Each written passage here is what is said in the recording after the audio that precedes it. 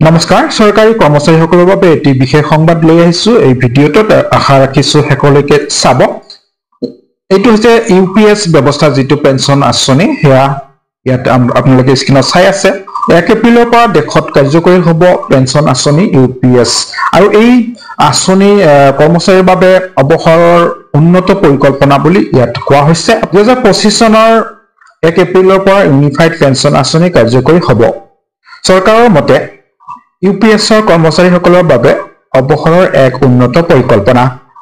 ইয়াৰ সন্দৰ্ভত pension fund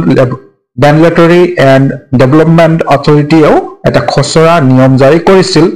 যাৰ ওপৰত পৰামৰ্শ আৰু মন্তব্য বিচৰা হৈছিল যেটো 17 ফেব্ৰুৱাৰীৰ ভিতৰত পিএফআৰডিএত উপনীত হৈছে এতিয়া এপ্ৰিল মাহৰ পৰা কৰ্মচাৰীয়ে ইউপিএছৰ সুবিধা লাভ কৰিবলৈ আৰম্ভ কৰিব কিন্তু কোনে পাব ইয়াৰ বাবে কি কৰিব লাগিব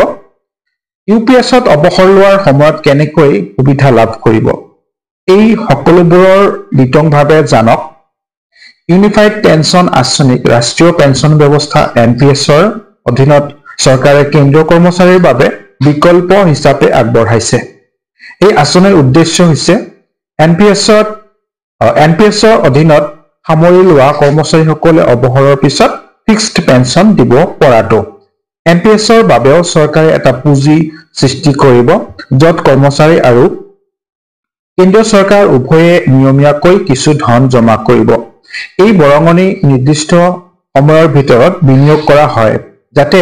কৰ্মচাৰীজনে অৱসৰৰ পিছত প্ৰতি মাহে পেনশন লাভ কৰিব পাৰে ইতিমধ্যে এনপিএছ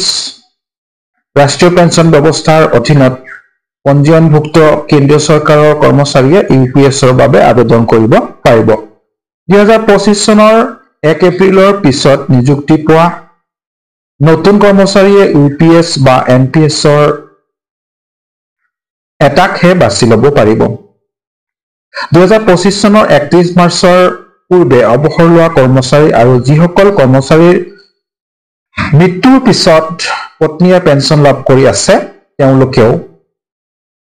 ইউপিএছ বাছি ল'ব পাৰে ইউপিএছৰ বাবে আবেদন নিৰ্দিষ্ট সময়সীমাৰ ভিতৰত কৰিব পাৰিব মনত ৰাখিব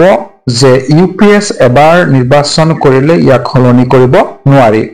অৱসৰৰ সময়ত যদি কৰ্মচাৰীজনে কমেও 10 বছৰৰ সেৱা সম্পূৰ্ণ কৰিছে যদি অৱসৰৰ এফআৰ 56 জে অধীনত হৈছে যেটো কেন্দ্ৰীয় অসামৰিক সেৱাৰ নিয়মৰ অধীনত শাস্তি হিচাপে গণ্য কৰা নহয় তেন্তে সেই দিনৰ পৰা ইউপিএছ প্ৰযোজ্য হ'ব স্বেচ্ছামূলক অৱসৰৰ সময়ত যদি কৰ্মচাৰীজনে 25 বছৰ সেৱা সম্পূৰ্ণ কৰিছে তেন্তে তেওঁ সাধাৰণভাৱে অৱসৰ লোৱাৰ দিনটোৰ পৰাই ইউপিএছৰ সুবিধা উপলব্ধ হ'ব ইয়াৰ উপৰি ইউপিএছত নিৰ্বাচিত কৰ্মচাৰীৰ বাবে চৰকাৰে অতিৰিক্ত 8.5% বৰঙনি আগবঢ়াব যাৰ ফলত তেওঁলোকৰ ফিক্সড পেনশন নিশ্চিত হ'ব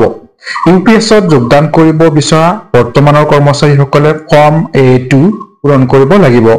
2025 চনৰ 1 এপ্ৰিলৰ পিছত নিযুক্তি পোৱা নতুন কৰ্মচাৰীয়ে যোগদান কৰাৰ লগে লগে ফৰ্ম A1 পূৰণ কৰি ইউপিএছ বাছি ল'ব পাৰিব 2025 চনৰ 31 মাৰ্চৰ পূৰ্বে অৱসৰ লোৱা কৰ্মচাৰীসকলে যদি ইউপিএছত যোগদান কৰিব বিচাৰে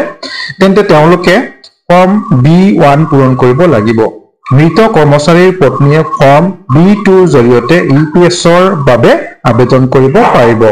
কৰ্মচাৰীজনৰ প্ৰতি 6 মাহৰ সেৱাৰ বাবে শেষৰ বেচিক পেৰ ডিয়াৰনেছ এলাউন্সৰ 1/10 অৰ্থাৎ 10 ভাগৰ 1 ভাগ দিয়া হ'ব এই ধনৰাশি নিশ্চিত পেনশনৰ পৰা পৃথক হ'ব আৰু ইয়াৰ কোনো প্ৰভাৱ নপৰে যদি কৰ্মচাৰীজনে 10 বছৰ সেৱা সম্পূৰ্ণ কৰিছে আৰু তেওঁলোকৰ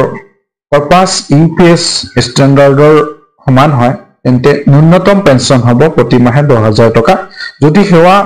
25 বছৰ কম হয় বা বৰঙনি হ্ৰাস পায় তেন্তে পেনশনৰ পৰিমাণ হ্ৰাস পাব পাৰে কৰ্মচাৰীজনে অৱসৰৰ সময়ত নিজৰ কৰ্পাছৰ 60% উলিয়াব পাৰিব কিন্তু ইয়াৰ ফলত পেনশনৰ পৰিমাণ হ্ৰাস পাব কৰ্মচাৰীজনৰ মৃত্যুৰ পিছত 60% নিশ্চিত পেঞ্চন পত্নীক আজীৱন দিয়া হ'ব